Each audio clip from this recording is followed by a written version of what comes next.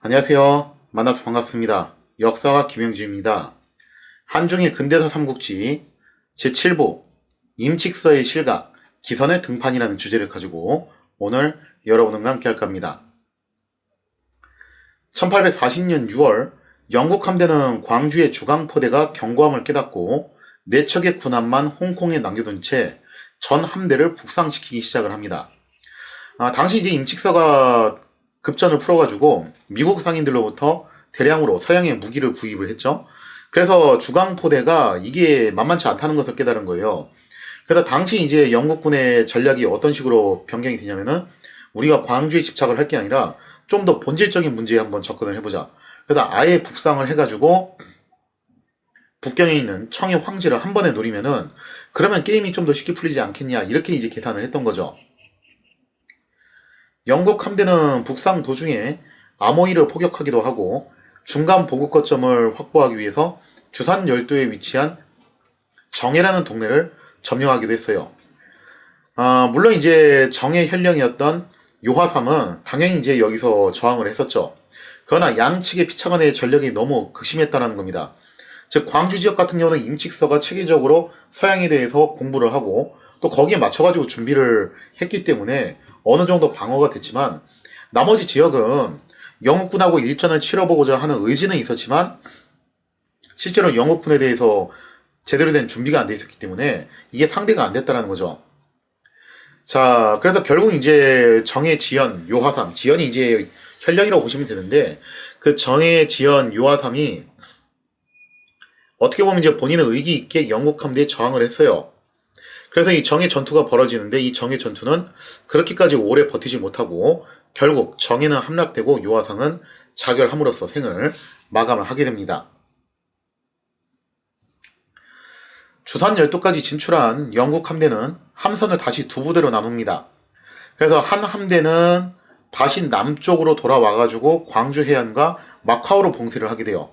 왜 그러냐면은 임칙서가 다시 이제 서양 상인으로부터 무기를 갖다 구입하거나 물자를 구입하는 것을 막기 위해서 이런 조치를 취하게 된 거고요. 그 다음에 나머지 한 함대는 그대로 북진을 해가지고 한 번에 이제 청의 황제가 머무는 북경을 노리기로 그렇게 이제 결정을 하게 됩니다. 이렇게 영국 함대가 북진을 거듭한 끝에 8월 9일에는 마침내 북경의 관문이라고 할 수 있는 천진 앞 다구에 도착을 하게 됩니다. 그러니까 우리나라 구조를 놓고 보면은 한양이 있으면은 그 한양이 관통하는 한강, 한양 아래쪽으로 이제 흘러가는 그 한강의 끝자락에 위치한 게 인천, 그 다음에 강화 이렇게 되잖아요. 당시 이제 중국의 수도 북경도 마찬가지 구조라고 보시면 돼요. 중국의 수도 북경을 이제 근처로 이제 지나가는 여러 개의 지류들, 그게 합쳐져가지고 해야가 되는데 그 해야가 최종적으로 빠지는 곳이 천진, 뭐 이제 텐진이라고 하죠, 그죠? 중국식 발음으로 그 천진 쪽으로 빠져나가요. 그래서 여기가 사실상 우리나라로 치면은 인천과 비슷한 역할을 하는 그런 지역인데 그 천진 앞에 다구 쪽에 영국 함대가 모습을 드러냈다는 거죠. 청조정은 임칙서의 보고를 통해 영국 함대가 북경 쪽으로 북상 중이라는 것은 알고는 있었어요. 근데 막상 영국 함대가 천진 앞바다에 나타나자 당혹감을 감추질 못했다라는 거죠. 사실 청의 도광제는 영국의 이번 침공이 단순히 광주에서 아편을 팔겠다고 행패를 부리는 그런 정도로만 이해를 하고 있었어요. 따라서 도광제는 영국 함대가 광동성을 크게 벗어나진 않을 것이다, 이렇게 봤다라는 거죠. 근데 광동성이 있어야 될 애들이 왜 갑자기 여기까지 왔냐 이거예요. 당연히 이제 난감할 수밖에 없었겠죠. 여기에 대한 이유는 제가 이제 지난 시간에도 설명드렸다시피 영국 함대는 물론 이제 1차적인 원인은 아편 팔아먹는 게 1차적인 원인이긴 했었는데 이게 궁극적인 논의가 어디까지 흘러가게 되냐면은 당시 이제 영국의 외무부 장관이었던 파머스턴이 주장한 대로 이것은 문명 개화의 사명을 띠고서 온 군대였다는 거예요. 고상하게 말하면 그런 거고 조금 더 적나라하게 말하면은 청 제국가의 교역을 확대하기 위해서 청의 국경지대에 문을 열어 제끼기 위해서 온 거였다는 겁니다. 그러니까 당연히 영국 함대는 광주에만 국한되게 움직이지 않겠죠. 그래서 오히려 청 제국의 심장부를 한 번에 노리는 그런 전략을 취했던 것입니다. 영국 함대가 천진 앞바다에 나타나자 청의 조정을 장악하고 있는 만주족 귀족들은 이것을 또 하나의 기회로 여기게 돼요. 이게 무슨 얘기냐면은 청 제국이 그 중원 통치가 길어지면 길어질수록 어쩔 수 없이 시간이 흘러가면 흘러갈수록 한족 출신의 관료들이 계속 성장을 하게 된다는 거죠.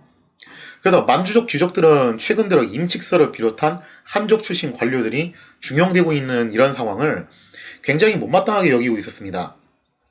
그래서 만주족 귀족들은 이 같은 참사가 일어난 것은 모두 임칙서가 무능하기 때문이며, 임칙서가 죽이 되던 밥이 되던 광주에서 문제를 해결했어야 되는데 그거 못해서 이렇게 된 거 아니냐. 그래서 임칙서를 대신할 사람을 찾아서 이 문제를 외교적으로 풀어야 된다. 이런 식으로 이제 치고 나왔다는 거죠. 자, 이렇게 만주족의 참수에 의해서 초기 임칙서를 강력하게 지지했던 도광제의 마음은 흔들리기 시작합니다. 결국 도광제는 몽골 귀족 출신인 기선에게 이 문제를 일임하게 되는데, 기선은 이제 이 문제를 어떻게 이제 봤냐, 이런 얘기를 해요. 중화 수천년 역사 속에서 오랑캐들이 중원과 교역을 구걸하면서 변방을 침입한 사례가 어디 한두 번이냐 이거죠. 그렇기 때문에 이번에도 그런 사례일 거라고 본 거예요.